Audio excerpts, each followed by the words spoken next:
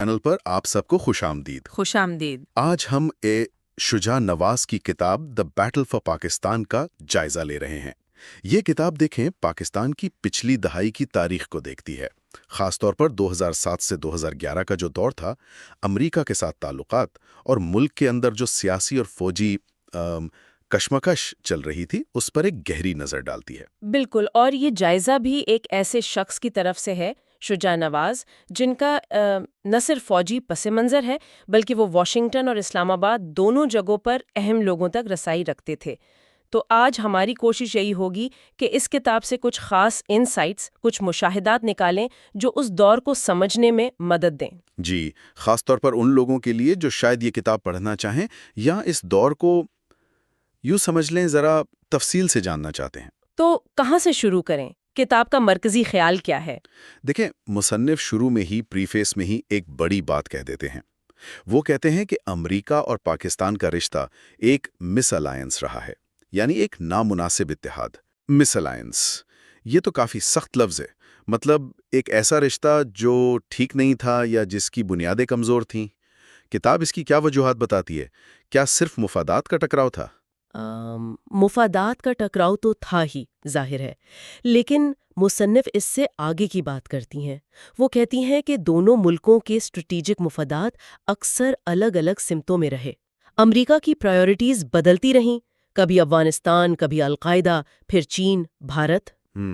جبکہ پاکستان کے لیے آپ دیکھیں، بھارت ہمیشہ سے ایک بڑا سیکیورٹی چیلنج رہا ہے۔ لیکن اس سے بھی بڑھ کر مصنف اشارہ کرتی ہیں کہ شاید یہ دونوں طرف کی لیڈرشپ کی ایک دوسرے کو سمجھنے میں ناکامی تھی، مطلب غلط فہمیاں بہت تھیں جو بار بار مسائل پیدا کرتی رہیں۔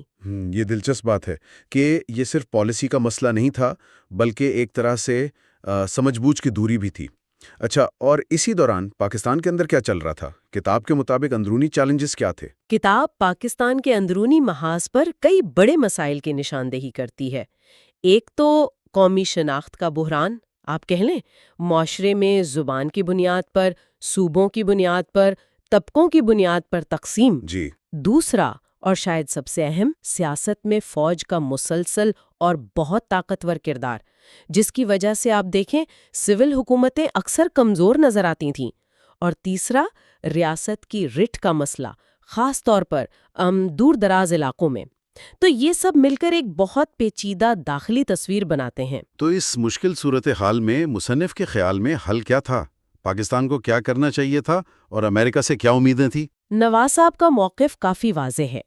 پاکستان کے لیے وہ عوام دوست پالیسیوں پر زور دیتی ہیں، علاقائی تجارت بڑھانے پر، اور سب سے بڑھ کے ہیومن ڈیولپمنٹ یعنی تعلیم، صحت، ان چیزوں میں سرمایہ کاری پر۔ ٹھیک۔ اور امریکہ کے لیے ان کا مشورہ ہے کہ وہ صرف حکمران طبقے یا فوج پر انحصار نہ کرے بلکہ پاکستانی عوام سے براہ راست رابطہ قائم کرے، خطے کے لیے ایک لانگ ٹرم جامع حکمت عملی بنائے اور ماضی کی طرح انفراسٹرکچر اور تعلیمی منصوبوں میں مدد دے، یعنی ایک سطحی تعلق نہیں بلکہ گہرا اور پائیدار تعلق۔ یہ تو ہوئی بڑی تصویر۔ اب ذرا ان سالوں کے اندر چلتے ہیں جن پر کتاب کی خاص توجہ ہے، یعنی 2007 سے آگے۔ وہ دور تو کافی ہنگامہ خیز تھا، ہے نا؟ بہت زیادہ۔ کتاب ہمیں 2007 سے 2008 میں لے جاتی ہے، جب جنرل مشرف کی حکومت اپنے اختتام کے قریب تھی۔ نومبر 2007 میں ایمرجنسی لگی، یہ ایک بڑا واقعہ تھا۔ چیف جسٹس موصول، وکلاء، سیاسی کارکن گرفتار، میڈیا پر پابندیاں۔ اسی ماحول میں بینظیر بھٹو اور نواز شریف صاحب واپس آئے، جس سے سیاسی منظر بالکل بدل گیا۔ اور پھر دسمبر 2007 میں بینظیر بھٹو صاحبہ کا قتل، اس نے تو پورے ملک کو ہلا کے رکھ دیا تھا۔ اس سانے کے بعد 2008 میں الیکشن ہوئے، پیپلز پارٹی اور نون لیگ کی مخلوط حکومت بنی اور مشرف صاحب بھی چلے گئے اگست 2008 میں۔ لیکن یہ سول ملٹری تناؤ، یہ تو وہیں کا وہیں رہا، خاص طور پہ وہ ISI والا معاملہ۔ ہاں، وہ بہت اہم تھا۔ جولائی 2008 میں حکومت نے ایک نوٹیفیکیشن نکالا کہ ISI اور IB وزارت داخلہ کے ماتحت ہوں گے۔ مصنف کے مطابق یہ سول اتھارٹی قائم کرنے کی کوشش تھی، لیکن فوج کی طرف سے اس پر بہت سخت رد عمل آیا، اور اطلاعات یہی ہیں کہ چند گھنٹوں میں ہی وہ فیصلہ واپس لینا پڑا۔ اوہ، تو مطلب سول ملٹری طاقت کا توازن بالکل واضح ہو گیا اس سے. جی بالکل، بہت واضح طور پر سامنے آ گیا کہ اصل صورتحال کیا ہے۔ اور پھر اسی سال نومبر 2008 میں ممبئی حملے ہو گئے. اس نے تو صورتحال کو بالکل ہی بدل دیا ہوگا. بالکل، ممبئی حملوں نے نہ صرف پاکستان اور بھارت کو جنگ کے دہانے پر پہنچا دیا بلکہ امریکہ پاکستان تعلقات میں بھی شدت تناؤ آ گیا۔ اسی دوران ایک اور واقعہ ہوا جس کا ذکر کتاب میں ہے، جب پاکستان کے قومی سلامتی کے مشیر major general retired Mahmood Ali Durrani نے مانا کہ اجمل قصاب پاکستانی ہیں تو انہیں جنوری 2009 میں ہٹا دیا گیا۔ اچھا، تو یہ اندرونی اختلافات بھی ظاہر کرتا تھا اور یہ بھی کہ سرکاری موقف سے ہٹ کر بات کرنا کتنا مشکل تھا. جی بالکل، یہ دونوں باتیں اس سے ظاہر ہوتی ہیں۔ اور 2009 میں پھر وہ عدلیہ بحالی تحریک، وہ بھی تو فیصلہ کن موڑ پر آ گئی تھی. جی، مارچ 2009 میں وکلاء تحریک اور نواز شریف صاحب کا لانگ مارچ عروج پر تھا۔ حکومت اور اپوزیشن میں ٹکراؤ بڑھ رہا تھا۔ مصنف بتاتی ہیں کہ اس موقع پر آرمی چیف جنرل کیانی نے پس پردہ کردار ادا کیا، صدر زرداری اور وزیر اعظم گیلانی سے ملاقاتیں کیں، جس کے بعد چیف جسٹس افتخار چودھری کی بحالی کا اعلان ہوا۔ بظاہر تو بحران ٹل گیا، لیکن فوج کا سیاسی کردار اور زیادہ نمایاں ہو گیا۔ اس کے بعد 2010 کا سال آیا جو سیلاب کی وجہ سے بہت تباہ کن رہا۔ 2010 کے سیلاب وہ تو پاکستان کی تاریخ کے شاید بدترین سیلاب تھے۔ مصنف لکھتی ہیں کہ اس دوران حکومتی مشینری سست لگی، غیر مؤثر لگی، جس پر بہت تنقید ہوئی۔ اس کے مقابلے میں فوج اور سول سوسائٹی کی تنظیمیں زیادہ منظم نظر آئیں امدادی کاموں میں۔ اچھا، اس سے عوام میں حکومت کی ساکھ متاثر ہوئی اور فوج کا امیج بہتر ہوا۔ امریکہ نے اس وقت کافی مدد دی، کتاب میں اس کا ذکر ہے۔ خاص طور پر رچرڈ ہالبروک کا کردار اہم تھا، جنہوں نے کیری لوگر برمن فنڈ سے تقریباً $500 ملین کی فوری امداد ممکن بنائی۔ یہ سارے واقعات تعلقات میں تناؤ اور اندرونی مسائل کو تو دکھا ہی رہے تھے، لیکن 2011 تو جیسے ایک طوفانی لے آیا۔ مصنف نے اسے پاک امریکہ تعلقات کے لیے انتہائی خوفناک سال کہا ہے، اور اس کا آغاز بھی ایک بڑے واقعے سے ہوا۔ جی، ریمنڈ ڈیوس کیس۔ جنوری 2011 لاہور میں امریکی CIA کانٹریکٹر ریمنڈ ڈیوس نے فائرنگ کر کے 2 پاکستانیوں کو ہلاک کر دیا۔ یہ واقعہ ایک بہت بڑے سفارتی اور عوامی بحران میں بدل گیا۔ امریکہ کہہ رہا تھا کہ ڈیوس کو مکمل سفارتی استثناء حاصل ہے، جبکہ پاکستان میں شدید عوامی غصہ تھا کہ اس پر قتل کا مقدمہ چلنا چاہیے۔ اور اس معاملے پر تو خود پاکستانی حکومت اور اداروں میں بھی اختلافات سامنے آ گئے تھے، جیسے شاہ محمود قریشی صاحب کا استعفیٰ۔ بالکل، کتاب میں تفصیل سے یہ بحث ہے کہ ڈیوس کی اصل حیثیت کیا تھی، سفارتکار تھا یا کسی خفیہ ایجنسی کا کانٹریکٹر؟ اس پر بڑی بحث ہوئی۔ امریکہ کا دباؤ بڑھتا جا رہا تھا، جبکہ اندر خاص طور پر میڈیا اور عوام میں جذبات بہت شدید تھے۔ شاہ محمود قریشی نے استثناء دینے سے انکار کیا تو انہیں وزارت خارجہ چھوڑنی پڑی۔ آخر میں مصنف کے مطابق اس مسئلے کا حل اسلامی قانون دیت کے تحت نکالا گیا۔ دیت یعنی مقتولین کے خاندانوں کو خون بہا دیا گیا؟ جی ہاں، مصنف بتاتی ہیں کہ مقتولین کے ورثاء کو ایک بڑی رقم تقریباً $2.3 ملین ادا کی گئی، جس کے بعد انہوں نے ڈیوس کو معاف کر دیا اور اسے 16 مارچ 2011 کو رہا کر کے فوراً امریکہ بھیج دیا گیا۔ کتاب میں یہ بھی آتا ہے کہ اس سارے معاملے کو سیٹل کروانے میں مبینہ طور پر اس وقت کے ISI چیف جنرل پاشا اور امریکی سفیر کیمرن منٹر کا اہم کردار تھا۔ تو اس پورے واقعے نے تو پہلے سے موجود بداعتمادی کو اور بڑھا دیا ہوگا؟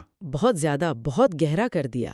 ابھی ریمنڈ ڈیوس کا معاملہ ٹھنڈا بھی نہیں ہوا تھا کہ چند ہفتے بعد ہی 2 مئی 2011 کو وہ واقعہ پیش آ گیا جس نے سب کچھ بدل دیا۔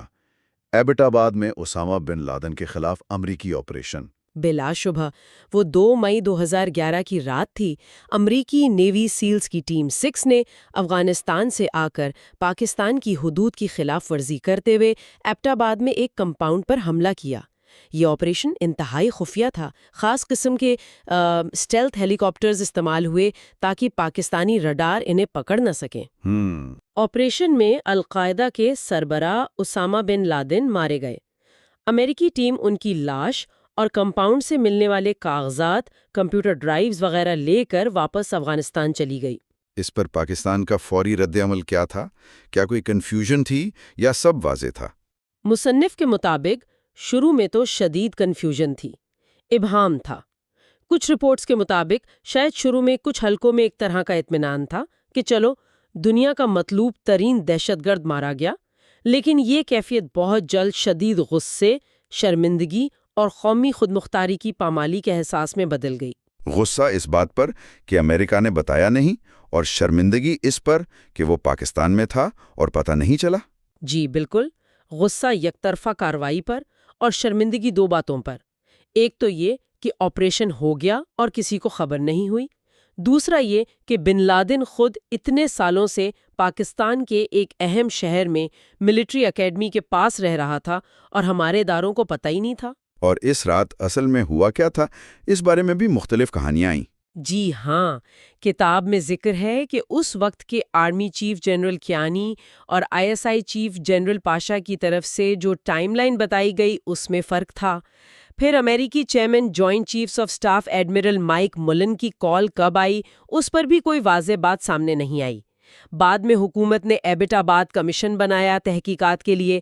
اس نے اداروں کی ناکامیوں اور آپس میں رابطے کی کمی کی نشاندہی کی، لیکن اس کمیشن کی رپورٹ آج تک پبلک نہیں ہوئی۔ اور بن لادن آپریشن کے چند مہینوں بعد ہی ایڈمرل مولن کا وہ بیان آ گیا جس نے تعلقات کو مزید بگاڑ دیا۔ وہ ایک اور بڑا دھچکا تھا۔ سپٹمبر 2011 میں ایڈمرل ملن نے امریکی سینٹ کمیٹی کے سامنے کہا کہ حقانی نیٹ ورک ISI کا ویریٹیبل آرم ہے، یعنی ایک حقیقی بازو۔ یہ بہت سنگین الزام تھا۔ مطلب یہ کہ ISI سے استعمال کرتی ہے؟ جی، کہ ISI نہ صرف حمایت کرتی ہے بلکہ اسے براہ راست استعمال کرتی ہے۔ اس بیان نے دونوں ملکوں کی افواج جو تعلقات کا سب سے اہم ستون سمجھی جاتی تھی، ان کے درمیان جو ورکنگ ریلیشن شپ تھی اسے شدید نقصان پہنچایا۔ تو ریمنڈ ڈیوس کیس، پھر بن لادن آپریشن اور پھر ملن کا بیان، ان واقعات نے سن 2011 کو واقعی پاک امریکہ تعلقات کے لیے ایک تباکن سال بنا دیا، اور جو عدم اعتماد تھا وہ ناقابل یقین حد تک بڑھ گیا۔ تو اگر ہم شجاع نواز کی کتاب کی روشنی میں 2007 سے 2011 تک کے اس پورے دور کو دیکھیں تو کیا بڑے نتیجے یا تھیم سامنے آتے ہیں؟ دیکھیں، سب سے نمایاں تھیم تو پاکستان میں سول ملٹری تعلقات کا عدم توازن ہے۔ یہ مسلسل نظر آتا ہے۔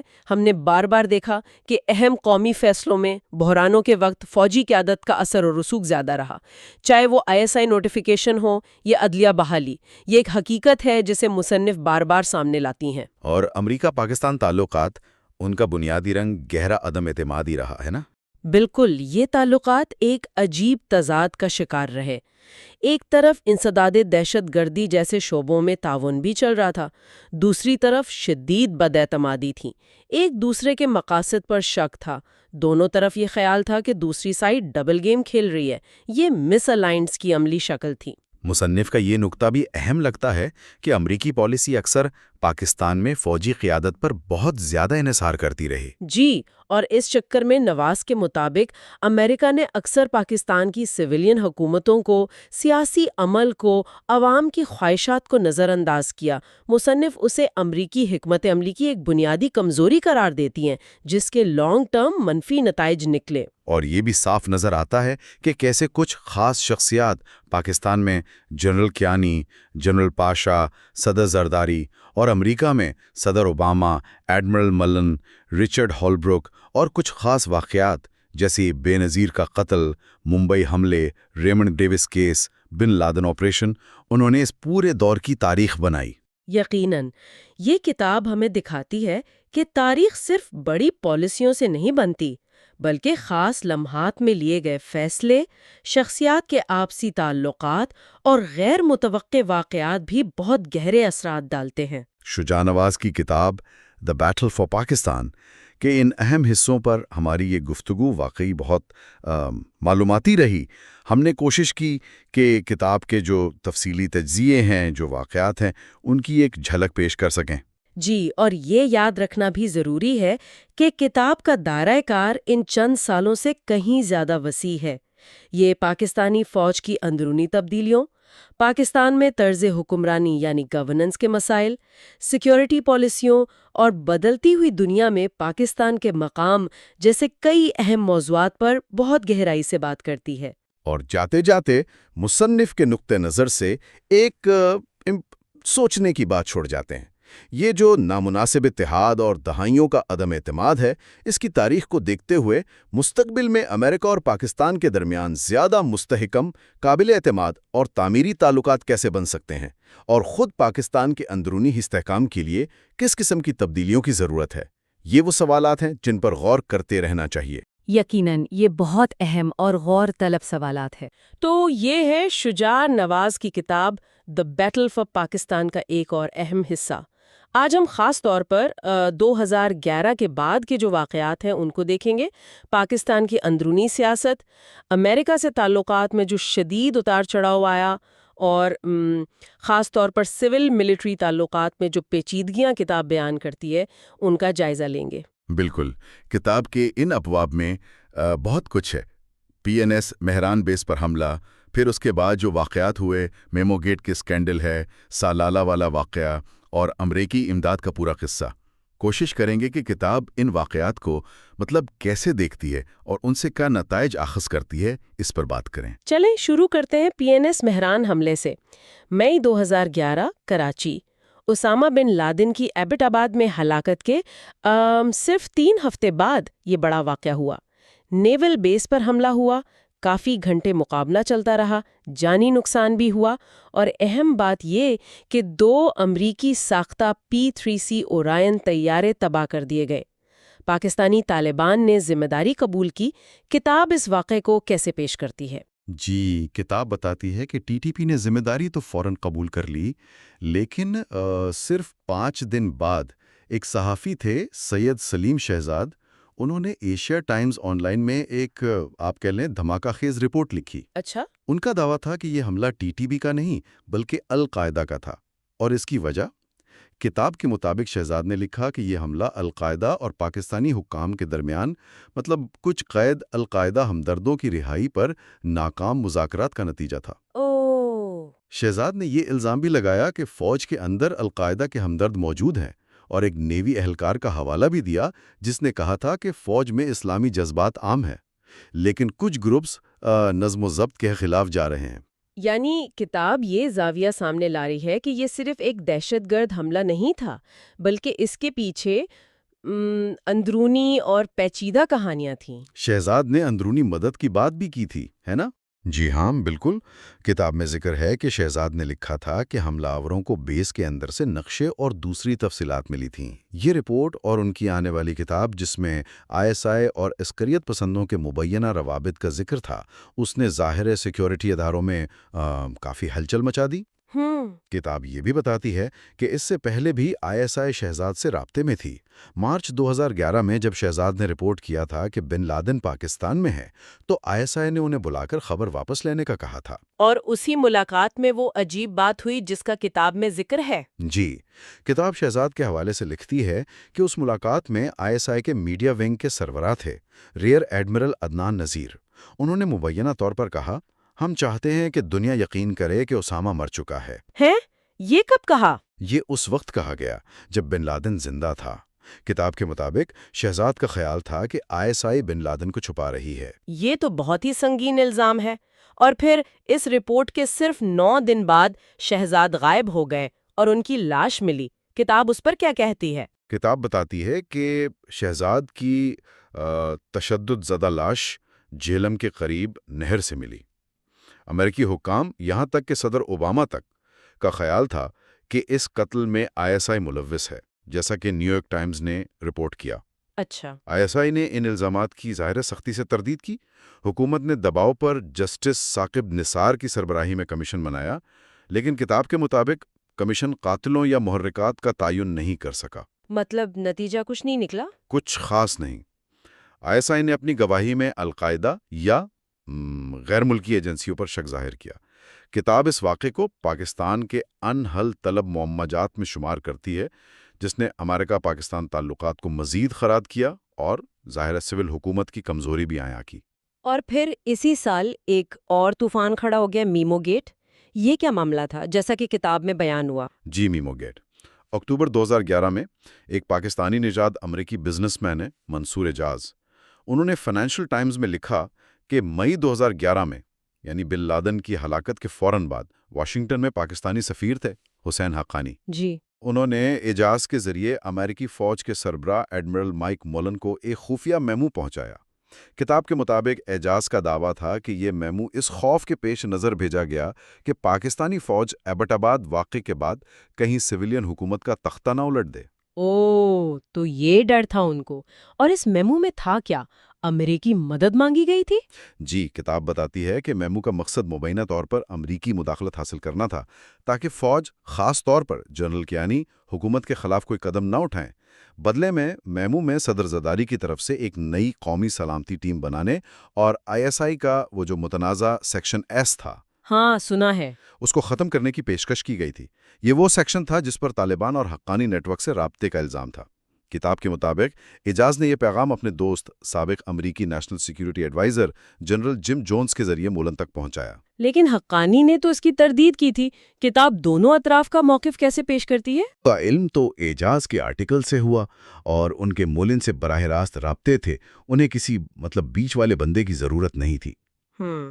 دوسری طرف کتاب یہ بھی بتاتی ہے کہ اعجاز نے حقانی کے ساتھ پرانے روابط، بلیک بیری پیغامات، حتیٰ کہ صدر زرداری سے اپنی ملاقات جو حقانی نے ہی ارینج کروائی تھی، اس کے ثبوت پیش کیے. اور پھر اس میں DG ISI جنرل پاشا کی انٹری ہوتی ہے.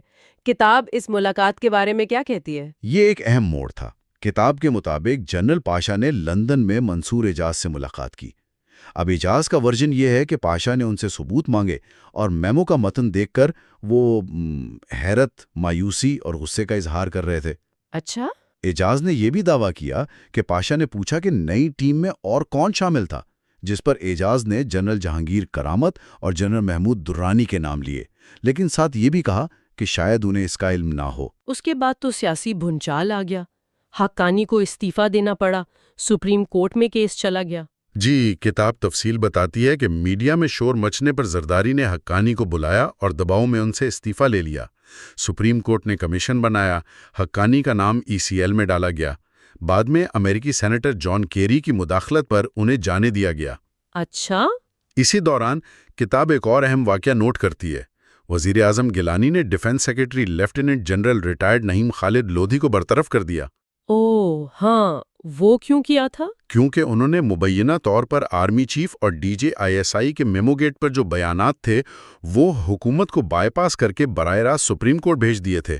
فوج نے اس برطرفی پر سخت رد عمل دیا. تو آخر میں سپریم کورٹ کمیشن کا نتیجہ کیا نکلا کتاب کے مطابق؟ کتاب بتاتی ہے کہ کمیشن نے جون 2012 میں رپورٹ دی. اس میں انہوں نے اعجاز کے بیان کو معتبر قرار دیا اور کہا کہ میمو اصلی تھا اور حقانی ہی اس کے مصنف تھے. کمیشن نے حقانی کے عمل کو پاکستان سے بے وفائی بھی قرار دیا. حقانی نے کمیشن کی کارروائی کا بائیکاٹ کیا اور رپورٹ کو یک طرفہ کہا.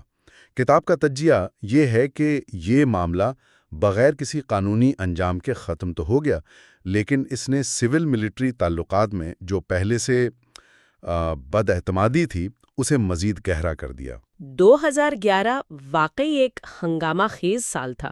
سال ختم ہوتے ہوتے سالالہ کا واقعہ پیش آ گیا. یہ کیا تھا؟ نومبر 2011 کی 25-26 تاریخ کی رات تھی. پاک افغان سرحد پر محمد ایجنسی میں سالالہ کے مقام پر امریکی اور پاکستانی فوجیوں کے درمیان شدید فائرنگ کا تبادلہ ہوا. کتاب کے مطابق امریکی فضائی حملے میں 2 پاکستانی فوجی چوکیوں کو تقریباً 2 گھنٹے تک نشانہ بنایا گیا. 2 گھنٹے تک؟ جی، جس میں 2 افسران سمیت 24 پاکستانی فوجی جاں بحق اور 13 زخمی ہوئے. یہ بہت بڑا سانحہ تھا. کیا یہ اچانک ہوا یا اس کا کوئی پس منظر تھا جیسا کہ کتاب بتاتی ہے؟ کتاب اسے امریکہ پاکستان تعلقات میں جو بڑھتی ہوئی کشیدگی تھی اور بداعتمادی اس کے تناظر میں دیکھتی ہے. یہ پہلا واقعہ نہیں تھا. کتاب 2008 میں انگور آڈا پر امریکی حملے اور دوسرے واقعات کا بھی حوالہ دیتی ہے جن میں پاکستانی فوجی مارے گئے تھے، لیکن سالالہ سب سے مہلک تھا. حیران کن بات جس کا کتاب میں ذکر ہے یہ ہے کہ حملے کے دن ISF commander general John Allen Pakistan میں آرمی چیف جنرل کیانی سے مل رہے تھا، لیکن امریکیوں نے انہیں سرحد کے قریب جاری آپریشن سائیکا کے بارے میں نہیں بتایا تھا، جس دوران یہ واقعہ پیش آیا۔ اچھا، تو امریکی ورژن کیا تھا اور پاکستانی ورژن کیا تھا کتاب کے مطابق؟ کتاب دونوں ورژن پیش کرتی ہے۔ امریکی تحقیقاتی رپورٹ تھی کلارک رپورٹ۔ اس کے مطابق ان کی اور افغان فورسز پر پاکستانی سرحد کی طرف سے فائرنگ ہوئی، جسے وہ چوکیوں سے آتا سمجھے۔ رپورٹ میں مس کمیونیکیشن اور غلط معلومات کا ذکر ہے کہ امریکی کمانڈرز کو یقین دلایا گیا کہ وہاں پاکستانی فوجی نہیں ہیں، جس کے بعد فوجی حملے کا حکم دیا گیا۔ اور پاکستان کا موقف؟ دوسری طرف کتاب پاکستانی فوج کی تحقیقاتی رپورٹ کا بھی حوالہ دیتی ہے، جس نے امریکی دعووں کو مسترد کیا۔ پاکستان کا موقف تھا کہ ان کی چوکیاں واضح مقام پر تھیں، ان کی فائرنگ اسپیکیولیٹو تھی، مطلب اندازے پر تھی اور امریکیوں سے دور تھی، اور امریکی رد عمل بالکل غیر متناسب اور بلا جواز تھا۔ پاکستانی فوج نے رابطہ کاری کے نظام کی ناکامی، خاص طور پر امریکیوں کی طرف سے غلط کوارڈینیٹس دینے کو ذمہ دار ٹھہرایا۔ اس پر پاکستان کا رد عمل تو بہت سخت تھا، وہ نیٹو سپلائی لائن بند کر دی گئی تھی۔ جی ہاں، بالکل۔ کتاب بتاتی ہے کہ آرمی چیف کیانی کے حکم پر نیٹو سپلائی لائن GLOC فوراً بند کر دی گئی۔ حکومت نے پارلیمانی کمیٹی بنائی جس نے امریکہ سے غیر مشروط معافی اور ذمہ داروں پر کارروائی کا مطالبہ کیا۔ اور پھر معافی مانگی امریکہ نے؟ کافی مہینوں بعد جولائی 2012 میں امریکی وزیر خارجہ ہلری کلنٹن نے فون پر پاکستانی وزیر خارجہ ہنا ربانی کھر سے گہرے افسوس کا اظہار کیا۔ کتاب نوٹ کرتی ہے کہ اس معذرت نما بیان کے بعد پاکستان نے GLOC کھول دی، لیکن حیران کن طور پر مستقبل کے لیے ٹرانزٹ فیس نہ لینے کا فیصلہ کیا۔ فیس نہ لینے کا فیصلہ کیوں؟ یہ واضح نہیں، لیکن کتاب کا تجزیہ یہ ہے کہ اس پورے معاملے نے تعلقات کو شدید نقصان پہنچایا اور بداعتمادی کو انتہا پر پہنچا دیا۔ ان تمام بحرانوں، بن لادن کمپاؤنڈ پر حملہ، سلیم شہزاد کا قتل، میمو گیٹ، سالالہ کے سائے میں پیپلز پارٹی کی حکومت چل رہی تھی۔ کتاب اس دور 2008-2013 میں سول ملٹری تعلقات کو مجموعی طور پر کیسے دیکھتی ہے؟ کتاب کہتی ہے کہ یہ تعلقات مسلسل کشیدہ رہے۔ اگرچہ زرداری حکومت نے 18ویں ترمیم اور NFC ایوارڈ جیسے اہم آئینی کام کیے، لیکن گورننس کے مسائل رہے۔ کتاب کے مطابق صدر زرداری اور وزیر داخلہ رحمان ملک پر فوجی بغاوت کا خوف سوار رہتا تھا۔ اچھا، عملی طور پر سیکیورٹی اور خارجہ پالیسی کے کئی معاملات فوج کے ہی حوالے تھے۔ وہ جو ڈیفنس سیکریٹری لودھی کی برطرفی ہوئی اور اس پر فوج کا رد عمل آیا، وہ اس کشیدگی کی واضح مثال ہے۔ پھر 2013 میں انتخابات ہوئے جو ایک لحاظ سے تاریخی تھے، کیونکہ پہلی بار ایک منتخب حکومت نے مدت پوری کر کے دوسری منتخب حکومت کو اقتدار منتقل کیا۔ نواز شریف کی PMLN جیت گئی۔ کیا اس سے سول ملٹری تعلقات میں کوئی بہتری آئی کتاب کے مطابق؟ کتاب کہتی ہے کہ توقعات تو تھیں، لیکن نواز شریف کی تیسری حکومت یعنی 2013 سے 2017 اس میں بھی طرز حکمرانی بہت زیادہ نہیں بدلا۔ فیصلے ایک چھوٹے سے قریبی گروپ کے ذریعے ہوتے رہے، جنہیں چار پیارے بھی کہا جاتا تھا: شہباز شریف، اسحاق ڈار، خواجہ آصف، چودھری نثار۔ نیشنل سیکیورٹی کونسل NSC اور کابینہ کے اجلاس کم ہوتے تھے۔ کتاب مریم نواز کے بڑھتے ہوئے سیاسی کردار کا بھی ذکر کرتی ہے۔ اور پھر ڈان لیکس کا معاملہ سامنے آیا، کتاب اسے کیسے بیان کرتی ہے؟ جی، اکتوبر 2016 میں ڈان اخبار میں سیرل المیڈا کی خبر چھپی، جس میں ایک اعلیٰ سطحی NSC میٹنگ کی تفصیلات تھیں۔ کتاب کے مطابق خبر میں کہا گیا کہ سویلین قیادت نے فوج پر دباؤ ڈالا کہ وہ ان عسکریت پسند گروپوں کے خلاف کارروائی کرے جو مبینہ طور پر بھارت کے خلاف کارروائیاں کرتے ہیں، ورنہ پاکستان بین الاقوامی سطح پر تنہا ہو جائے گا۔ فوج نے اس خبر پر شدید رد عمل دیا، اسے قومی سلامتی کے خلاف قرار دیا۔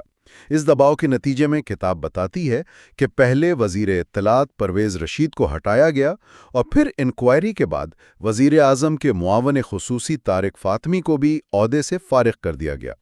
یہ واقعہ سول ملٹری تناؤ کی ایک اور مثال بن گیا۔ آرمی چیف کی تقرری کا معاملہ بھی ہمیشہ اہم رہتا ہے۔ کتاب راحیل شریف اور پھر قمر جاوید باجوہ کی تقرریوں کو کیسے دیکھتی ہے؟ کتاب تفصیل سے بتاتی ہے 2013 میں جب جنرل کیانی ریٹائر ہوئے تو نواز شریف نے کئی سینئر جنرلوں کو نظر انداز کر کے جنرل راحیل شریف کو چیف بنایا۔ راحیل شریف اس وقت نسبتاً کم اہم سمجھے جانے والے عہدے inspector general training and evaluation IGTNE پر تھے۔ اچھا، آرمی چیف بن کر انہوں نے شمالی وزیرستان میں آپریشن ضرب عضب شروع کیا، جس سے انہیں بہت مقبولیت ملی۔ 2016 میں جب ان کی مدت پوری ہوئی تو توسیع کی بہت باتیں ہوئیں۔ وہ جانے کی باتیں جانے دو والے پوسٹر لگے، ہاں یاد ہے۔ لیکن نواز شریف نے توسیع نہیں دی اور جنرل قمر جاوید باجوہ کو نیا چیف مقرر کر دیا۔ باجوہ صاحب بھی سینیورٹی میں چوتھے نمبر پر تھے۔ کتاب اس تقرری پر کیا روشنی ڈالتی ہے؟ کتاب بتاتی ہے کہ باجوہ کا انتخاب بھی کئی لوگوں کے لیے حیران کن تھا۔ وہ بھی راحیل شریف کی طرح IGTNE کے عہدے پر تھے، حالانکہ اس سے پہلے اہم ایکس کور یعنی راولپنڈی کور کی کمانڈ کر چکے تھے۔ کتاب ان افواہوں کا بھی ذکر کرتی ہے جو ان کے عقیدے کے بارے میں پھیلائی گئیں، جنہیں نواز شریف نے نظر انداز کیا۔ ہاں، تاہم کتاب کے مطابق نئی فوجی قیادت کے ساتھ بھی تعلقات جلد ہی خراب ہو گئے۔ پاناما پیپرز کیس میں سپریم کورٹ نے نواز شریف کو نااہل قرار دیا اور ان کی جماعت نے اس میں فوج اور عدلیہ کی ملی بھگت یا جسے وہ خلائی مخلوق کہتے تھے اس کا الزام لگایا۔ تو کتاب ان واقعات کو کیسے جوڑتی ہے؟ کتاب ان واقعات کو پاکستان میں سول ملٹری تعلقات کی مستقل، نازک اور تصادم آمیز نوعیت کے ثبوت کے طور پہ پیش کرتی ہے۔ اس پوری کہانی میں ایک مستقل کردار امریکہ کا رہا ہے۔ کتاب کا آخری حصہ امریکی امداد پر بات کرتا ہے، خاص طور پر ٹرمپ انتظامیہ کے آنے کے بعد۔ ٹرمپ نے تو بہت سخت رویہ اختیار کیا تھا۔ جی بالکل۔ کتاب اس حصے کا آغاز جنوری 2018 میں صدر ٹرمپ کی مشہور ٹویٹ سے کرتی ہے، جس میں انہوں نے پاکستان پر جھوٹ اور دھوکہ دہی کا الزام لگایا۔ وہ $33 ارب امداد دینے کی بات کی اور بدلے میں کچھ نہ ملنے کا شکوہ کیا۔ ہاں، وہ بہت مشہور ہوئی تھی۔ جی، انہوں نے تمام سیکیورٹی امداد روکنے کا اعلان کیا، جس سے تعلقات مزید خراب ہو گئے۔ کتاب اس پس منظر میں 70 سالہ پاک امریکہ تعلقات میں امداد کے کردار کا تجزیہ کرتی ہے۔ تو کتاب کا بنیادی تجزیہ کیا ہے؟ کیا یہ امداد پاکستان کے لیے فائدہ مند رہی ہے؟ کتاب اس سوال پر بحث کرتی ہے اور مختلف ماہرین کا حوالہ دیتی ہے۔ بنیادی نقطہ یہ ہے کہ تعلقات کی بنیاد سرد جنگ میں سیکیورٹی ضروریات پر تھی۔ پاکستان کو بھارت کے خلاف توازن چاہیے تھا، امریکہ کو سوویت یونین کے خلاف اتحادی۔ صحیح۔ امریکہ جانتا تھا کہ پاکستانی فوج کا اصل فوکس بھارت ہے، پھر بھی اتحاد چلتا رہا، خاص کر فوجی ادوار میں۔ کتاب ماہرین جیسے اینڈریو وائلڈر اور نینسی برڈسول کا حوالہ دیتی ہے، جن کا کہنا ہے کہ امداد کو وقتی سیکیورٹی مقاصد سے جوڑنے سے اس کی تاثیر کم ہوئی اور امریکہ کا امیج موسمی دوست کا بنا۔ اور امداد کی مقدار اور نوعیت کے بارے میں کتاب کیا کہتی ہے؟ کیا یہ واقعی اتنی تھی جتنی بتائی جاتی ہے؟ کتاب بتاتی ہے کہ امداد میں بہت اتار چڑھاو رہا اور زیادہ تر فوجی ادوار جیسے ایوب، ضیاء، مشرف ان میں ملی۔ 9/11 کے بعد بڑی، لیکن اس کا بڑا حصہ سیکیورٹی سے متعلق تھا۔ اچھا۔ اہم بات جو کتاب واضح کرتی ہے وہ ہے کولیشن سپورٹ فنڈ یعنی CSF کی۔ یہ ٹیکنیکی طور پر امداد نہیں تھی، بلکہ دہشت گردی کے خلاف جنگ میں پاکستان کے جو اخراجات ہوئے ان کی واپسی، ری ایمبرسمنٹ تھی۔ لیکن اسے بھی اکثر امریکی امداد میں گنا جاتا رہا، جس سے کنفیوژن پیدا ہوئی۔ 2010 کے بعد ویسے بھی امداد میں مسلسل کمی آ رہی تھی۔ امریکن کانگریس بھی تو اس امداد پر سوال اٹھاتی رہی۔ جی، کتاب 2008 کی ٹرنی رپورٹ کا ذکر کرتی ہے، جس نے CSF کو کرائے کے انتظامات، رینٹل ارینجمنٹ کہا اور طویل مدتی اسٹریٹجک تعلقات پر زور دیا، جس میں تعلیم، صحت، معیشت پر توجہ ہو۔ کتاب امریکی اداروں میں رابطے کے فقدان کا بھی ذکر کرتی ہے۔ پینٹاگون کی ضروریات پالیسی پر حاوی رہیں، USAID کمزور ہوئی اور ٹھیکیداری تک محدود ہو گئی۔ اور پاکستانی طرف سے کیا مسائل تھے امداد کے حوالے سے کتاب کے مطابق؟ کتاب کہتی ہے کہ پاکستانی سویلین ادارے بھی امداد کو مؤثر طریقے سے منظم اور استعمال کرنے میں ناکام رہے۔ اکنامک افیئرز ڈویژن EAD کا کردار محدود رہا، پارلیمنٹ نے نگرانی کا حق استعمال نہیں کیا، اس لیے پاکستان پر اکثر ڈونر ڈریون ایجنڈا پر چلنے کا الزام لگتا رہا۔ اس پس منظر میں کیری لوگر برمن ایکٹ آیا تھا۔ کتاب اسے کیسے دیکھتی ہے؟ کتاب KLB ایکٹ 2009 کو تعلقات کو نئی بنیاد دینے کی ایک بڑی کوشش قرار دیتی ہے۔ مقصد تھا سویلین امداد یعنی 7.5 بلین 5 سال میں اس کو بڑھانا اور تعلقات کو پائیدار بنانا۔ لیکن کیا؟ کتاب کے مطابق اس میں شامل شرائط پاکستان میں خاص طور پر فوج کے اندر سخت متنازع بن گئی۔ ان شرائط میں حکومت سے سرٹیفیکیشن مانگی گئی تھی کہ فوج سیاسی معاملات میں مداخلت نہیں کر رہی ہے، دہشت گردی کے خلاف کارروائی ہو رہی ہے اور ایٹمی پھیلاؤ کو روکا جا رہا ہے۔ اور ان شرائط پر فوج کا رد عمل کیا تھا، جیسا کہ کتاب میں لکھا ہے؟ کتاب بتاتی ہے کہ فوج نے ان شرائط پر شدید تحفظات کا اظہار کیا۔ ان کا خیال تھا کہ یہ پاکستان کی خود مختاری پر حملہ ہیں اور یہ شرائط مبینہ طور پر سفیر حسین حقانی کی ملی بھگت سے شامل کی گئی ہیں۔ یعنی یہ میمو گیٹ سے بھی جڑ گیا؟ جی، ایک طرح سے۔ اس سے سول ملٹری کشیدگی اور بڑھی اور حکومت کو وضاحتیں دینی پڑی۔ کتاب کا نتیجہ یہ ہے کہ دونوں ملک ایک دوسرے کی مجبوریوں اور اندرونی سیاست کو سمجھنے میں ناکام رہے، جس سے بداعتمادی بڑھی اور امداد جو طویل مدتی شراکت داری بنا سکتی تھی وہ بھی تنازعات کا شکار ہو گئی۔ تو خلاصہ یہ ہے کہ شجاع نواز کی کتاب کے یہ ابواب پاکستان کے حالیہ ماضی کی ایک بہت پیچیدہ تصویر پیش کرتے ہیں۔ اندرونی سیاسی خلفشار، سول ملٹری تعلقات کی مستقل کشمکش اور امریکہ کے ساتھ ایک ایسا رشتہ جو ضرورت اور بداعتمادی کے درمیان جھولتا رہا۔ PNS مہران سے لے کر سالالہ اور امریکی امداد کی بحث تک ہر واقعہ نے ملک کی سمت اور اداروں کے باہمی تعلقات پر گہرے نقوش چھوڑے ہیں۔ واقعی کتاب پڑھتے ہوئے یہ سوال بار بار ذہن میں آتا ہے کہ کیا یہ واقعات اور رجحانات ایک نہ ختم ہونے والا چکر ہے؟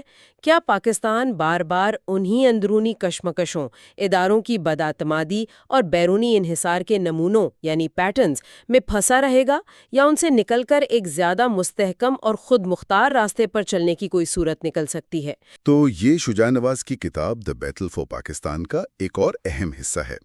اس بار ہم دیکھ رہے ہیں پاکستان اور امریکہ کے فوجی تعلقات کو، خاص طور پر وہ ڈو مور والا مطالبہ اور جو پیچیدگیاں اس سے پیدا ہوئیں۔ جی ہاں، اور ساتھ ہی پاکستان کی اپنی اندرونی جنگ یعنی دہشت گردی کے خلاف اور فوج میں جو تبدیلیاں آئیں ان کی کہانی بھی۔ بالکل۔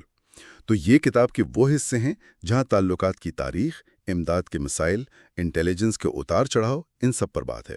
اور پاکستانی فوج کی سوچ، ان کی ٹریننگ میں جو فرق آیا وہ بھی تفصیل سے بیان کیا گیا ہے۔ چلیں تو پھر شروع کرتے ہیں باب 9 اور 10 سے، امریکہ پاکستان فوجی اور انٹیلیجنس تعلقات۔ بالکل، کتاب بتاتی ہے کہ ایک طرف تو امریکہ کا مسلسل پریشر تھا کہ پاکستان زیادہ کرے، اور دوسری طرف اوباما انتظامیہ کے دوران یہ تعلقات بہت ہی ٹرانزیکشنل ہو گئے تھے۔ ٹرانزیکشنل یعنی بس لین دین والی بات۔ جی بالکل، حساب کتاب والا معاملہ زیادہ نظر آتا ہے۔ اچھا، کتاب میں ایک اور دلچسپ بات ہے افغانستان میں امریکی کمانڈرز کی تبدیلی کی۔ 17 سال میں 18 کمانڈرز، یہ تو بہت زیادہ ہے۔ جی بہت زیادہ، اور اس کے مقابلے میں پاکستان پر یہ تاثر تھا کہ یا تو ان کی کوئی مستقل اسٹریٹجی ہی نہیں ہے، یا پھر وہ جان بوجھ کر جسے کہتے ہیں گورے کو بیوقوف بنا رہے ہیں۔ یہ تاثر کتنا پختہ تھا اس وقت؟ یہ کافی مضبوط تھا، اور کمانڈروں کی اتنی تیزی سے تبدیلی سے نا پاکستان جیسے اتحادیوں میں کنفیوژن بھی پیدا ہوتی تھی، اور ظاہر ہے دشمن کو فائدہ پہنچتا تھا۔ ہر نیا کمانڈر آتا ہوگا اپنے 100 ڈے پلان کے ساتھ۔ بالکل، تو لانگ ٹرم پلاننگ تو مشکل ہو جاتی تھی، اور پاکستانی اسٹیبلشمنٹ کے بارے میں یہ خیال تھا کہ وہ کسی نہ کسی طرح امریکیوں کو مینج کر لیتے ہیں اپنے ٹیکٹیکل فائدے کے لیے۔ پھر سال 2011 آتا ہے جسے کتاب ایک واٹر شیڈ ایئر کہتی ہے، مطلب ایک فیصلہ کن سال۔ جی، وہ سال جب دونوں ملکوں کے درمیان بداعتمادی، مسٹرسٹ بہت گہری ہو گئی۔ اس میں یہ جو فوجی امداد تھی اور کولیشن سپورٹ فنڈز یعنی CSF، ان کا کیا رول تھا؟ اربوں ڈالر آئے تو، لیکن لگتا ہے یہ نظام خود مسائل سے بھرا ہوا تھا۔ ہاں بالکل، CSF تکنیکی طور پر تو ری ایمبرسمنٹ تھا، یعنی جو خرچہ پاکستان امریکی جنگی کارروائیوں میں مدد پر کر رہا تھا اس کی ادائیگی۔ لیکن اس میں بلنگ کے بہت سنگین مسائل سامنے آئے، جیسے GAO، امریکی گورنمنٹ اکاؤنٹیبلٹی آفس اور ٹیئرنی کمیٹی کی رپورٹس نے بھی بتایا۔ کیا مسائل تھے؟ مطلب کس قسم کی شکایتیں تھیں؟ شکایت یہ تھی کہ پاکستان بل بڑھا چڑھا کر پیش کر رہا ہے، دعوے مشکوک ہیں، اور پیسہ ہمیشہ فوجی مقاصد کے لیے استعمال نہیں ہو رہا۔ لیکن کتاب میں اسے اوریجنل سن یعنی بنیادی غلطی قرار دیا گیا ہے۔ یہ تھوڑا سخت نہیں؟ کیا پاکستان کے پاس آپشن تھا کہ وہ CSF نہ لیتا، خاص طور پر 9/11 کے بعد؟ یہ ایک اچھا سوال ہے۔ شاید اس وقت آپشنز بہت محدود تھے، لیکن کتاب کا پوائنٹ آف ویو یہ ہے کہ سی ایس ایف نے پاکستان کو شارٹ ٹرم مالی فائدے کے لیے لانگ ٹرم معاشی مسائل میں الجھا دیا اور امریکہ پر انحصار بھی بڑھایا۔ اور اوپر سے تعلقات بھی خراب ہوئے۔ جی، بلوں میں گڑبڑ کے الزامات نے تعلقات کو اور خراب کیا۔ جیسے امریکی حکام پوچھتے تھے کہ بھئی ہر سال اتنی ہی باربڈ وائر کی ضرورت کیسے پڑ جاتی ہے، یا نیول ہیڈ کوارٹرز میں کوئی جیپ جل گئی تو اس کا خرچہ سی ایس ایف میں کیوں؟ تو دوسری طرف پاکستان کی بھی شکایتیں ہوں گی؟ بالکل، پاکستان کی شکایت تھی کہ ادائیگیاں بہت دیر سے ہوتی ہیں، جس سے ان کا اپنا بجٹ متاثر ہوتا ہے۔ تو دونوں طرف سے گلے شکوے تھے، اور کتاب یہ بھی بتاتی ہے کہ پاکستانی فوج کے پاس اس وقت ماڈرن بجٹنگ اور فائنینشیل مانیٹرنگ کے سسٹم بھی نہیں تھے۔ جی ہاں، اور نہ ہی سویلین حکومت یا پارلیمان کی طرف سے کوئی خاص نگرانی تھی۔ جے اے او رپورٹ نے تو یہاں تک کہا کہ 2004 سے 2007 کے بیچ $2 ارب سے زیادہ کی ادائیگی بغیر ٹھیک سے جانچ پڑتال کے کر دی گئی۔ اور شبہ تھا کہ کچھ خرچے ڈپلیکیٹ ہیں یا ہوئے ہی نہیں۔ جی، تو یہ ساری صورتحال بد اعتمادی کو بہت بڑھا رہی تھی۔ اسی طرح انٹیلیجنس تعاون کا معاملہ ہے، اس میں بھی اتار چڑھاؤ رہے۔ کچھ بڑی کامیابیاں بھی تھیں، جیسے خالد شیخ محمد کی گرفتاری۔ ہاں، وہ آئی ایس آئی اور سی آئی اے کے تعاون سے ہی ممکن ہوئی۔ لیکن پھر شدید اختلافات بھی آئے، خاص طور پر جنرل پاشا اور سی آئی اے ڈائریکٹر پنیٹا کے بیچ۔ جی، اور اسامہ بن لادن کے ایبٹ آباد کمپاؤنڈ پر امریکی ریڈ کے بعد تو حالات بہت ہی کشیدہ ہو گئے۔ وہ دور واقعی بہت تناؤ والا تھا۔ پاکستان نے کیا کیا پھر؟ مشترکہ انٹیلیجنس سیل بند کر دیے؟ جی، وہ سیل بند کر دیے گئے، ڈرون پروگرام پر اعتراضات بڑھ گئے، پھر سی آئی اے اسٹیشن چیف جوناتھن بینکس کا نام لیک ہونے کا معاملہ سامنے آیا۔ اور پھر دوسرے اسٹیشن چیف مارک کیلٹن، ان کی وہ پراسرار بیماری کا قصہ؟ ہاں، جس پر شبہ ظاہر کیا گیا کہ اس میں آئی ایس آئی کا ہاتھ ہو سکتا ہے۔ یہ سب بد اعتمادی کی انتہا تھی۔ اس دوران آئی ایس آئی چیفز بھی تیزی سے بدلے۔ پاشا کے بعد ظہیر الاسلام، رضوان اختر، نوید مختار، عاصم منیر، پھر فیض حمید۔ جی، اور ہر ایک کے بارے میں امریکہ کا اپنا اسیسمنٹ ہوتا تھا۔ کوئی زیادہ قوم پرست لگتا تھا، کوئی امریکہ کا تربیت یافتہ، کوئی سخت گیر۔ اتنی کشیدگی میں کچھ ذاتی تعلقات بھی اہم رہے ہوں گے، جیسے ایڈمرل ملن اور جنرل کیانی کا ذکر آتا ہے۔ جی، ان کے درمیان قریبی رابطہ تھا۔ ملن نے شاید 26 بار کیانی سے ملاقاتیں کیں۔ لیکن پھر ملن کا وہ سینٹ کمیٹی والا بیان آ گیا کہ Haqqani network I S I کا ویریٹیبل آرم ہے، یعنی ایک حقیقی بازو۔ ہاں، اس نے تو جیسے آگ پر تیل ڈال دیا۔ تعلقات میں مزید بگاڑ پیدا ہوا۔ کہا جاتا ہے کہ ملن نے یہ بات اپنے منظور شدہ ٹیکس سے ہٹ کر کہی تھی۔ جی، ایسی باتیں ہیں، اور وائٹ ہاؤس بھی اس پر ناخوش تھا، کیونکہ اس سے ان کے جانشین جنرل ڈیمسی کے لیے پاکستان کے ساتھ کام کرنا اور مشکل ہو جانا تھا۔ یہ واقعات اس دور کی پیچیدگی اور گہری بداعتمادی کو ظاہر کرتے ہیں۔ اچھا، تو اسی بگڑتی ہوئی صورتحال میں جنرل کیانی نے خود امریکی قیادت سے بات کرنے کی کوشش کی۔ باب 10 میں ان کی اسٹریٹجک گفتگو، خاص طور پر کیانی 3.0 پیپر کا ذکر ہے۔ یہ کیا تھا؟ جی، کیانی صاحب چونکہ امریکن وار کالج فورٹ لیونورتھ سے پڑھے ہوئے تھے، تو وہ امریکی سوچ اور دلیل کے انداز سے واقف تھے۔ ان کا یہ 14 صفحات کا پیپر پاکستان's پرسپیکٹو کے نام سے اکتوبر 2010 میں صدر اوباما کو پیش کیا گیا۔ یہ ایک کوشش تھی کہ امریکی قیادت کو منظم طریقے سے پاکستان کے خدشات اور موقف سے آگاہ کیا جائے۔ کیا کیا نکات تھے اس میں؟ اس میں افغانستان پر پاکستانی موقف واضح کیا گیا کہ وہاں سب کچھ شامل کر کے ہی پائیدار امن آ سکتا ہے، اور یہ کہ افغانستان کا استحکام پاکستان کے لیے زندگی اور موت کا سوال ہے۔ کیا صرف پاکستان کا موقف تھا یا امریکی خدشات کا بھی اعتراف تھا؟ نہیں، انہوں نے امریکی خدشات کا اعتراف بھی کیا، جیسے پاکستان میں محفوظ پناہ گاہیں ہونے کے الزامات اور آئی ایس آئی حقانی روابط کے الزامات، لیکن ساتھ ہی پاکستان کے اپنے خدشات بھی کھل کر پیش کیے، مثلاً یہ ڈر کہ پاکستان کو قربانی کا بکرا بنایا جائے گا، افغانستان سے امریکی انخلا کے بعد کی غیر یقینی صورتحال، اور بھارت پر پاکستان کی توجہ مرکوز رہنے کی وجوہات۔ اور وہ اسٹریٹجک ڈیپتھ والی بات، اس کی نئی تعریف؟ جی، یہ کافی سرپرائزنگ تھا کہ انہوں نے اسٹریٹجک گہرائی کی نئی تعریف پیش کرنے کی کوشش کی، یعنی افغانستان میں ایک مستحکم اور دوستانہ حکومت، نہ کہ کوئی جغرافیائی کنٹرول۔ آئی ایس آئی کی کردار پر کیا کہا تھا؟ انہوں نے ISI پر مکمل کنٹرول سے تو انکار کیا، لیکن یہ تسلیم کیا کہ یہ تعلقات میں ایک رکاوٹ، ایک irritant ضرور ہے۔ شمالی وزیرستان آپریشن کے بارے میں؟ اس پر کہا کہ سوال اگر کا نہیں بلکہ کب اور کیسے کا ہے۔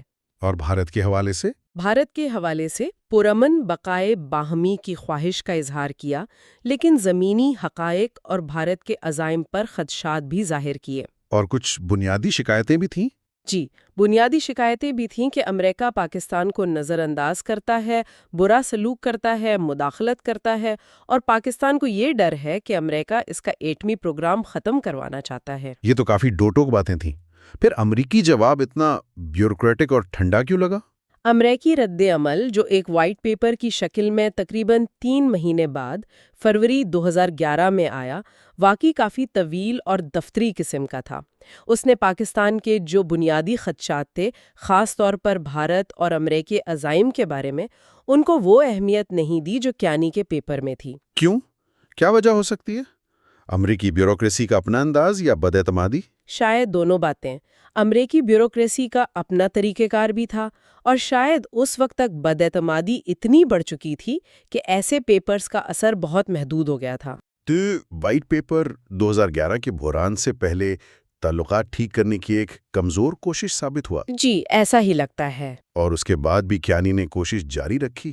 کیانی 4.0 کا بھی ذکر ہے؟ جی ہاں، جب تعلقات مزید خراب ہوئے تو ستمبر 2011 میں جنرل کیانی نے اسپین کے شہر سیول میں نیڈو میٹنگ کے دوران ایک اور کوشش کی۔ اسے کیانی 4.0 کہا جا سکتا ہے۔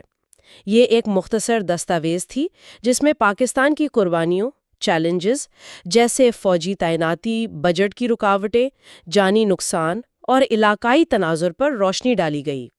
اس میں بھارت کا ذکر کیسے تھا؟ اس میں بھارت کی عظیم طاقت بننے کی خواہش کا ذکر کرتے ہوئے سمجھنے کی ایک طرح سے آخری اپیل کی گئی تھی، لیکن شاید تب تک بہت دیر ہو چکی تھی۔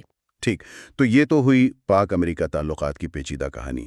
اب ذرا پاکستانی فوج کی اپنی تبدیلی پر آتے ہیں، جس کا ذکر باب 11 میں ہے۔ 9/11 کے بعد فوج کی توجہ روایتی دشمن یعنی بھارت سے ہٹ کر اندرونی شورش کوائن پر کیسے آئی؟ یہ تبدیلی آسان نہیں تھی۔ شروع میں فوج اس نئی قسم کی جنگ کے لیے بالکل تیار نہیں تھی اور صورتحال کو غلط سمجھ رہی تھی۔ غلط کیسے سمجھ رہی تھی؟ شدت پسندوں کو محض شرپسند یا مسکرینٹ سمجھا جا رہا تھا، اور لو انٹینسٹی کانفلکٹ یعنی LIC اور کاؤنٹر انسرجنسی یعنی کوئن کے درمیان جو پیچیدہ فرق ہے اسے پوری طرح نہیں سمجھا گیا تھا۔ تو پھر سیکھا کیسے؟ Learning by doing?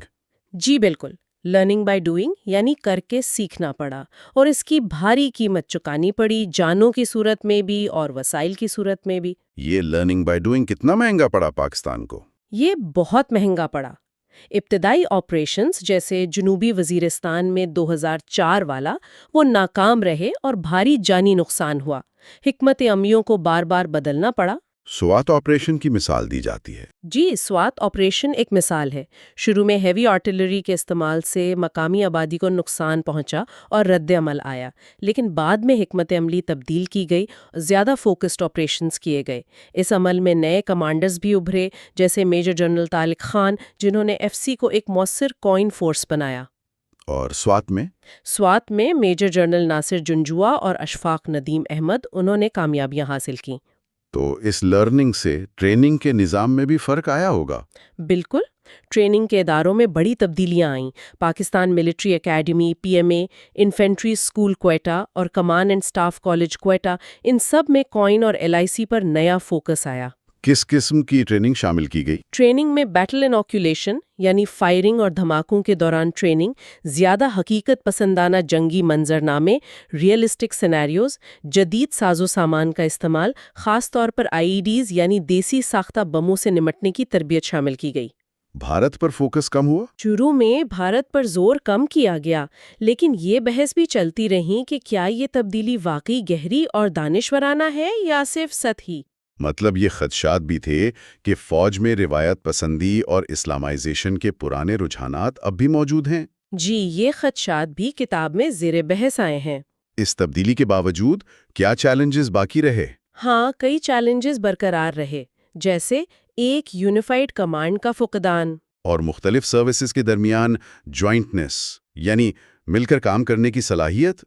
جی، اس میں کمزوری محسوس کی گئی۔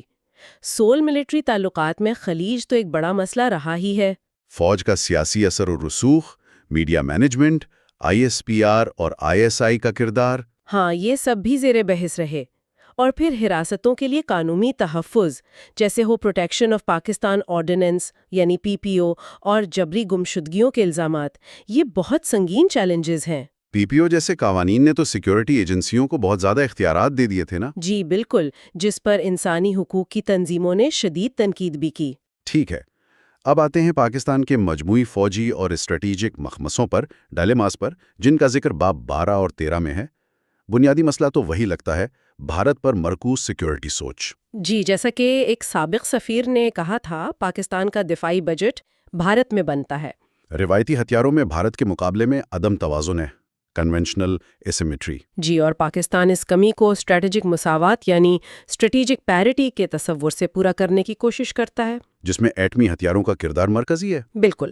پاکستان کی ڈیٹیرنس حکمت عملی خاص طور پر ٹیکٹیکل ایٹمی ہتھیاروں یعنی کم فاصلے تک مار کرنے والے نصر میزائل کی تیاری، وہ بھارت کی کولڈ سٹارٹ ڈاکٹرائن کے جواب میں دیکھی جاتی ہے۔ جی ہاں، کولڈ سٹارٹ کا مطلب تھا کہ بھارت تیزی سے پاکستانی علاقے میں داخل ہو کر محدود مقاصد حاصل کر لے۔ نصر کو اس کا جواب سمجھا جاتا ہے۔ لیکن یہ ٹیکٹیکل نیوکس والا کانسیپٹ کتنا خطرناک ہے؟ کیا اس سے غلطی سے یا تیزی سے ایٹمی جنگ چھڑنے کا خطرہ بہت بڑھ نہیں جاتا؟ یہ بہت بڑا خطرہ ہے۔ ٹیکٹیکل ہتھیاروں سے جنگ کے ڈینجرسلی ایسکلیٹ ہونے کا امکان بہت بڑھ جاتا ہے۔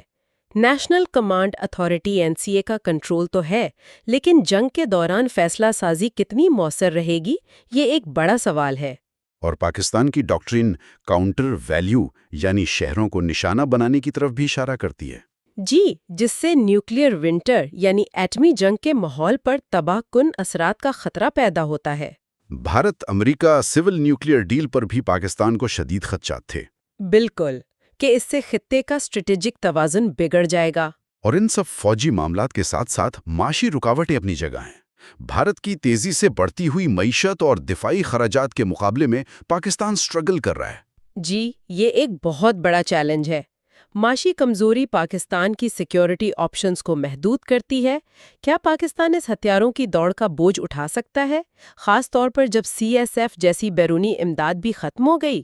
اور کتاب یہ بھی کہتی ہے کہ دفاعی ڈاکٹرن بنانے کا عمل بھی زیادہ تر ایڈ ہاک اور فوج کی قیادت میں ہوتا ہے۔ جی، جبکہ مثالی طور پر یہ سویلین حکومت کی واضح اسٹریٹجک ڈائریکشن کے تحت ہونا چاہیے۔ اس عمل میں شفافیت اور نگرانی کی بھی کمی ہے۔ تو مستقبل کے لیے کیا راستے ہیں؟ کتاب امریکی کردار کے بارے میں کیا کہتی ہے؟ کتاب کہتی ہے کہ پاکستان کو اپنے اندرونی اور بیرونی چیلنجز میں توازن پیدا کرنا ہوگا۔ CPEC ایک موقع ضرور ہے، لیکن اس کے ساتھ قرض، شفافیت اور علاقائی توازن کے خطرات بھی جڑے ہیں۔ امریکہ کے لیے کیا مشورہ ہے؟ امریکہ کی طرف سے ضرورت ایک واضح لانگ ٹرم حکمت عملی کی ہے جو صرف افغانستان یا بھارت کے کانٹیکسٹ میں نہ ہو۔ اعتماد سازی، کانفیڈنس بلڈنگ بہت ضروری ہے۔ اعتماد سازی کیسے ہو؟ کیا کتاب کوئی ٹھوس تجویز دیتی ہے؟ ہاں، کچھ مخصوص امریکی اقدامات تجویز کیے گئے ہیں، جیسے پاکستان کی معاشی مینجمنٹ میں مدد کرنا، پاکستانی فوج کی CON کی کارکردگی بہتر بنانے میں مدد جاری رکھنا، فوج کی موبلٹی بڑھانے کے لیے ہیلی کاپٹر لیز پر دینا، علاقائی سطح پر علاقائی سطح پر اعتماد سازی کے اشارے دینا، مثلاً بھارت کی کچھ فوجی کورز کی پوزیشننگ پر بات کرنا، اور پاکستان میں جمہوری اداروں کی حمایت کرنا۔ امریکہ اپنے اتحادیوں جیسے برطانیہ، جرمنی، ترکی، آسٹریلیا، ان کو بھی اس پروسیس میں شامل کر سکتا ہے۔ لیکن بالآخر انتخاب تو پاکستان کا اپنا ہے۔ جی بالکل، اچھی گورننس، انتہا پسندی کا مؤثر مقابلہ اور علاقائی تعاون ہی آگے بڑھنے کا راستہ ہے۔ اور آخر میں ایک سوچ طلب نقطہ چھوڑ جاتے ہیں سامعین کے لیے۔ کیا پاکستان اپنے ان تاریخی سیکیورٹی مخمصوں، اندرونی تضادات اور معاشی چیلنجز سے نکل کر اپنے تعلقات اور ترجیحات میں ایک نیا توازن قائم کرتے ہوئے ایک مستحکم مستقبل بنا سکتا ہے؟ یا یہ بیٹل فار پاکستان یعنی پاکستان کی بقا کی جنگ، جو کتاب کا عنوان بھی ہے، یہ غیر معین مدت تک جاری رہے گی؟ یہ کتاب ان تمام چیلنجز اور آپشنز کو سمجھنے کے لیے واقعی گہری بصیرت فراہم کرتی ہے، لیکن جیسا آپ نے کہا، حتمی فیصلہ اور عمل درآمد پاکستان نے خود کرنا ہے۔